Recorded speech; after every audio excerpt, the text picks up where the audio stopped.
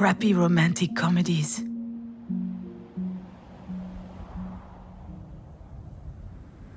Yeah, it's a cliché. I can't help it. I love them. All those movies have that scene, you know? The girl is at her wit's end.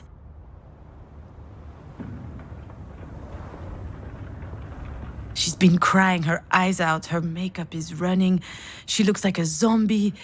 She's done.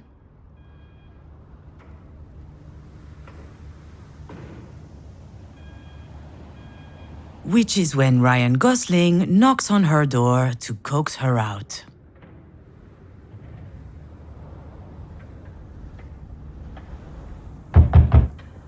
Miss.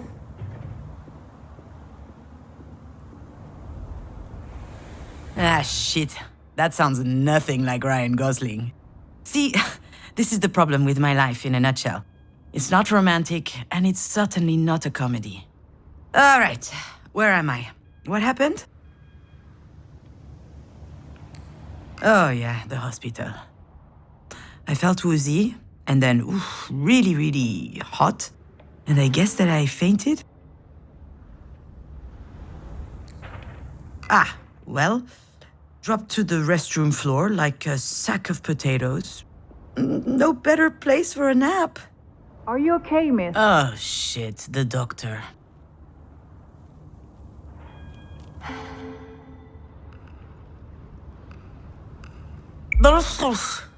And that's putting it mildly. I'll be alright though.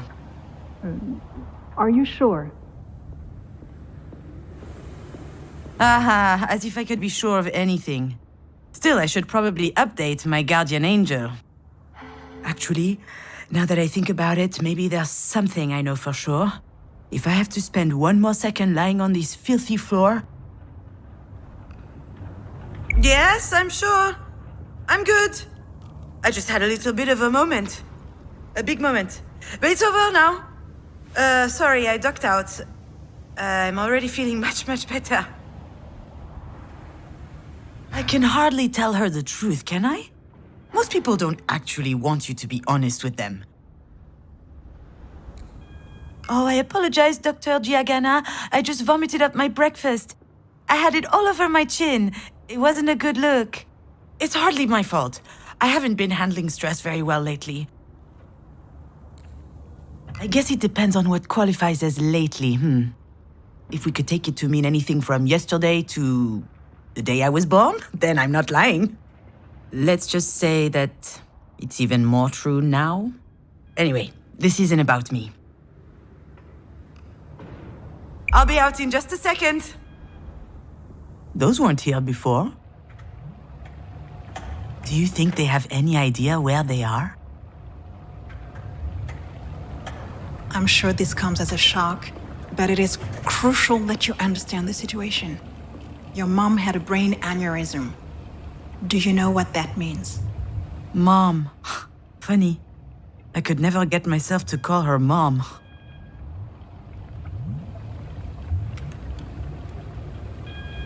She's always been married to me. As I understand it, it's a weakened artery wall? Correct.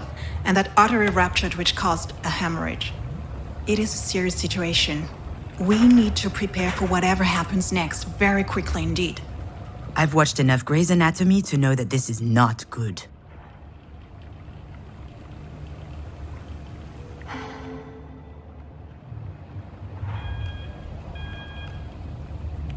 Serious?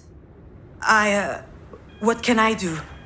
Anything related to medical care will be my team's responsibility. But you are her trusted advocate. I'm sorry, you should be her what aware. now? Do you not remember? This is the reason we called you. We have your name and your number, which means that you signed the release. I have no idea what she's talking about. And since she's not able to express her will, it falls to you to speak on her behalf. But I presume you discussed that when you went through the process, so you must know that there are a number of options to consider. I don't believe it! She put my name on the form without asking me. She must have forged my signature. It's hardly a surprise. She's always done that kind of stuff. But I'm not making any important decisions. The phone call from the hospital, that was a surprise. I'd never have thought anything so serious would happen to her.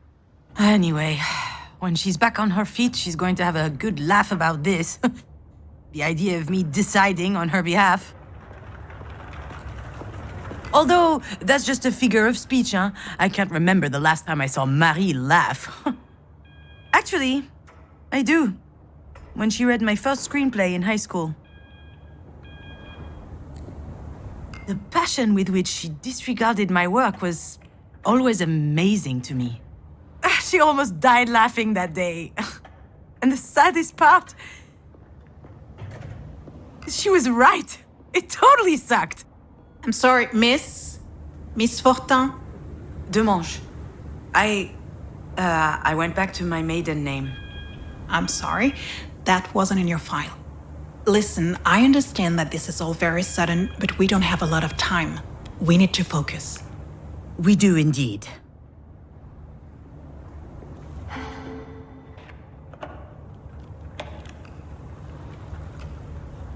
I'm sorry, it's just... It's okay. I understand. It's not an easy situation. Our major concern right now is the hemorrhage is spreading. There's the risk of a cerebral vasospasm. That is a complication which could severely affect her brain. Is she going to die? We're doing our best to make sure that doesn't happen. But there could be long-term consequences. This sort of event severely impacts the body, and mental functions may also be impaired. I need to know if you and your mother will be able to deal with that sort of complication. Holy... fucking...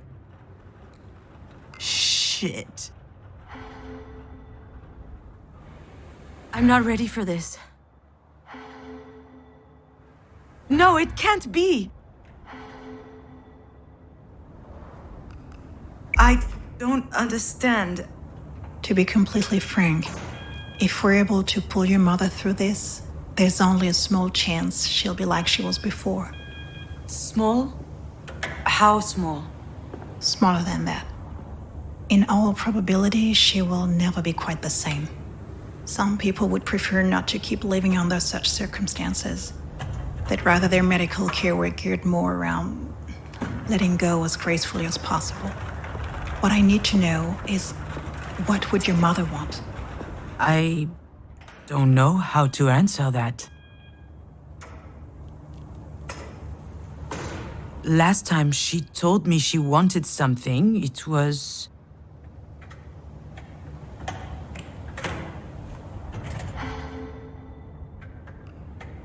to be in MoMA. Excuse me? MoMA? The museum in New York. Miss Demange, Wait, your mother's that Marie Demange? The artist? Ah, there it is. Works every time. Once people figure out who Marie is, snap! Their whole demeanor changes. They feel like they know her somehow. Of course, they're completely wrong. Oh, she takes them in with her dog and pony show. But there's a world of difference between who she is in public and in private. And if this doctor knew Marie, the real her, she would realize how ridiculous her question is.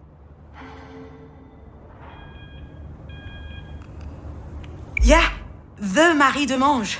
And I'm her assistant, I guess. I handle the business, the management, the press, so that she can be fully dedicated to her art, you see? Anyway, the other day, I got a call from Centre Pompidou. They want to do a retrospective on her life and work. Can you imagine? The billboards, the crowds, the press, the whole shebang. And I'm like, hell yeah! I hop into my car, I rush over to tell her, I run into the workshop, yelling, and you know what she said? Did you hear from MoMA? Ugh. Someone had told her they were considering her Self-Portrait 8, a canvas from her latest series. A whole exhibit in Paris, on the other hand, she didn't care. So, That's my mother. Most of the time, I don't know. I have no idea what she wants. I know what I'm asking isn't easy. I can give you a little time to think. Like that would change anything.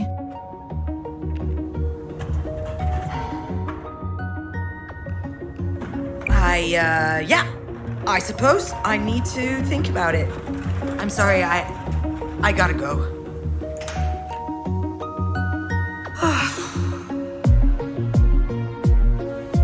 I know what she'd say. That I'm running away again. What did she expect? That I just show up and what? Decide whether she lives or she dies?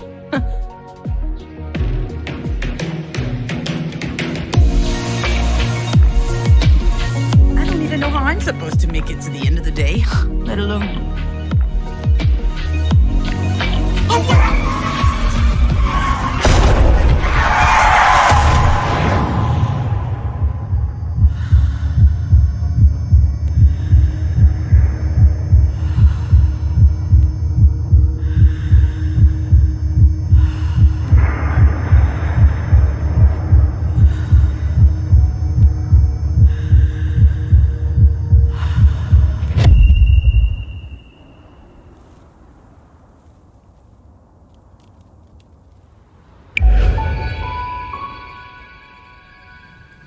I remember, Diane and I found an injured bird in the backyard.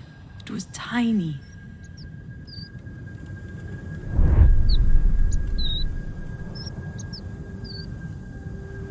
I think it was around the time Marie had set up her new studio in the sunroom. Now that I think of it, that was also my first experience with death. In fact, I also had a really weird dream that night. Something about that day always seemed off. I never figured out why. And why am I thinking about this now?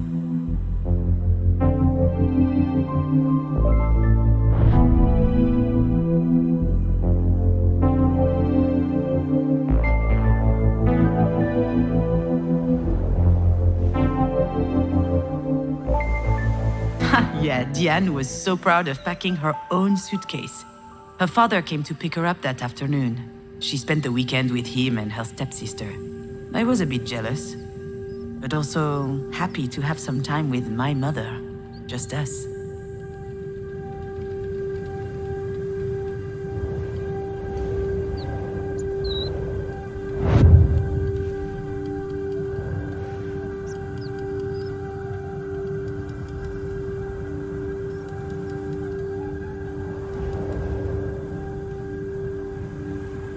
Marie told us she'd take care of the bird, so we went back to playing. I never saw it again, and when I asked what happened, she said it just flew away. I was so relieved.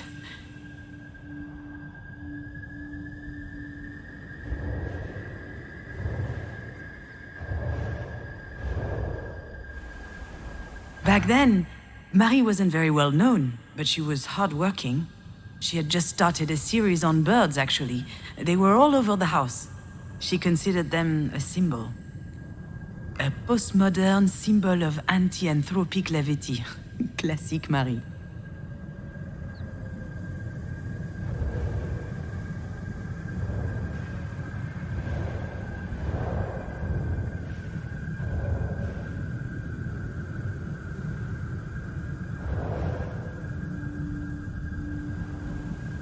I think I saw a big shadow moving down the hallway that night. I imagined a monster bird was visiting us. For a long time, I thought it was just a strange dream.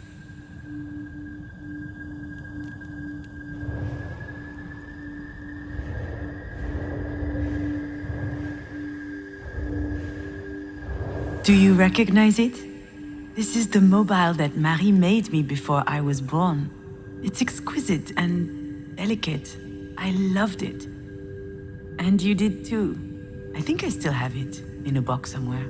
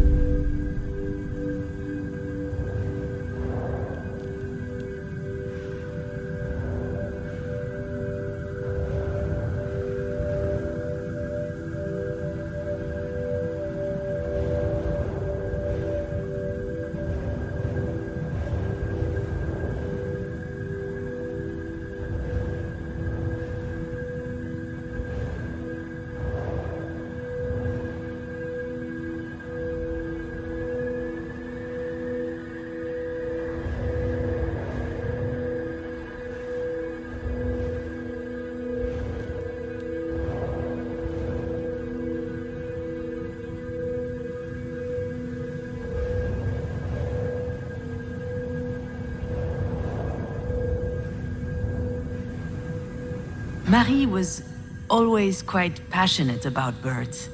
So I suggested we keep this one as a pet once it got better. I could already imagine it. A beautiful cage tucked in the corner of the studio. She got so mad. At the time, I didn't understand why she reacted like that. But now...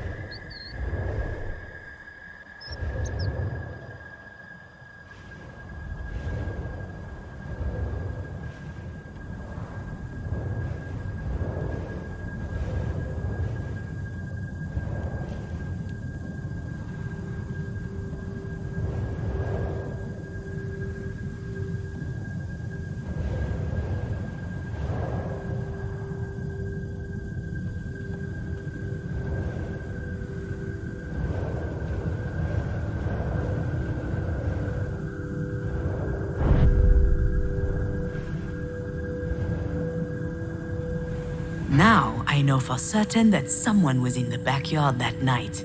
And since Diane was at her father's, it must have been Marie. What was she doing out there? Maybe...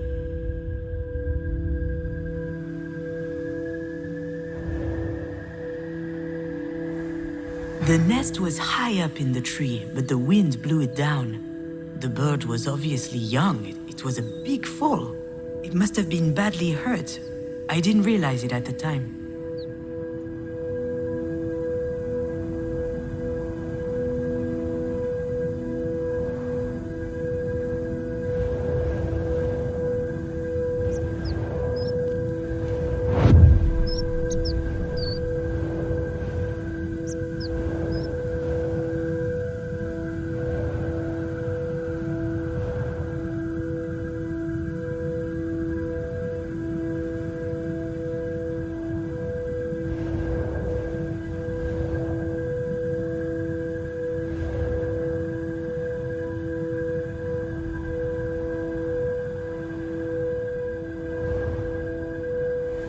Maybe Marie killed the bird. That's what she was doing out there in the middle of the night, burying it in secret. And it might sound strange, but I also understand why she did it.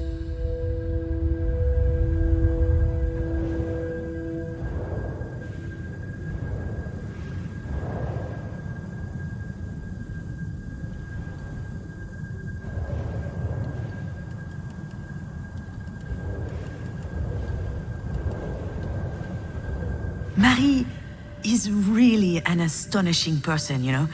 She's usually hard, but also she could be vulnerable sometimes. She couldn't stand seeing the bird injured. She knew it would never recover. It was too weak. I remember she said, "Not being able to fly, that's no life for a bird." She thought it would be better off dead. She could have just abandoned it, let things run their course. But I don't think she did. I think she killed it with her own hands. It sounds cruel, doesn't it? But that's just Marie. That's her outlook on life. She's all or nothing.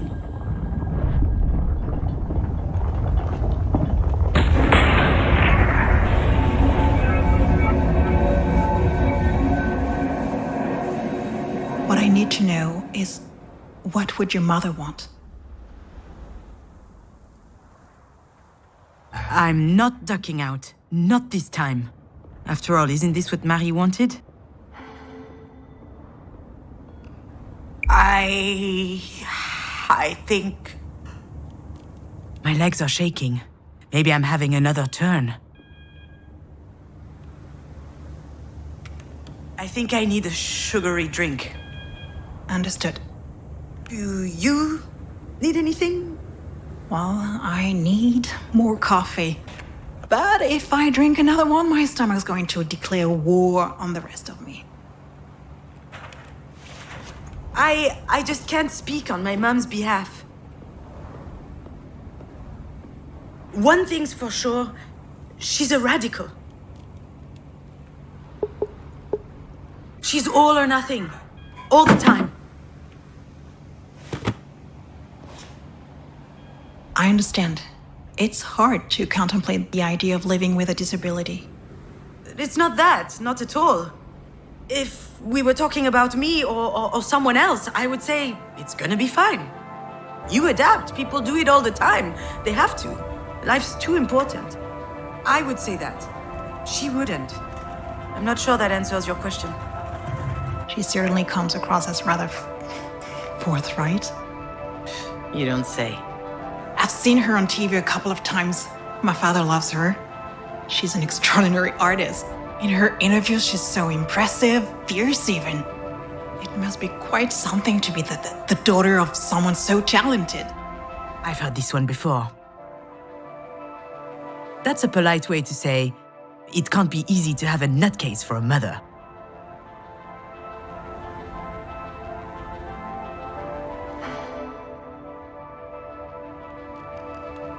Yes, it's quite an experience.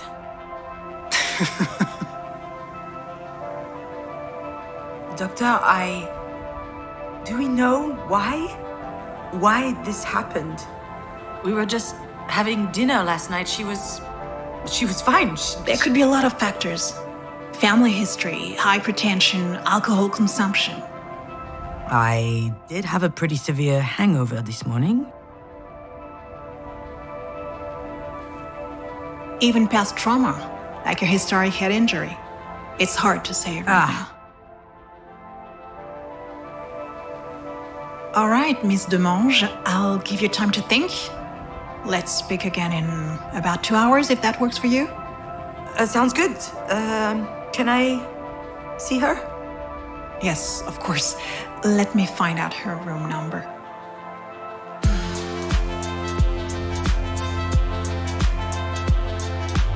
I know what I have to do, what I should do. It wasn't that long ago that I could write this kind of scene without breaking a sweat. I step into the room, there'll be tubes everywhere, beeping sounds. The audience will know that it's serious. Then I start bawling my eyes out. I collapse on my mom's bed, pouring out snot from my nose. Or maybe I'll be dignified, stony-faced, standing quietly in the corner, close up on my face. They'll see I'm suffering deep inside. A single tear rolls down my cheek. That's exactly how it will happen. Or what should happen. There's just one problem. I really must. She probably needs me. I don't know why, but I can't open that door.